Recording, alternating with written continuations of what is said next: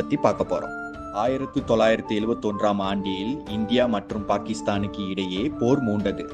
வெறும் 13 நாட்கள் நடந்த இந்த போரில் இந்தியா வெற்றி பெற்று பாகிஸ்தானிடம் இருந்து பங்களாதேஷ் என்ற புதிய நாடு பிறந்தது. இந்தியா பாகிஸ்தான் போரில் பல பெரிய நாடுகளான அமெரிக்கா, பிரிட்டன் மற்றும் சைனா பாகிஸ்தானுக்கு ஆதரவாகவே இருந்தன. இந்த இக்கட்டான நிலையில் இந்தியாவுக்கு ஆதரவாக நின்ற நாடு சோவியத் யூனியன் என்பதாகும். சோவியத் யூனியன் என்பது தற்போதைய ரஷ்யா நாடாகும்.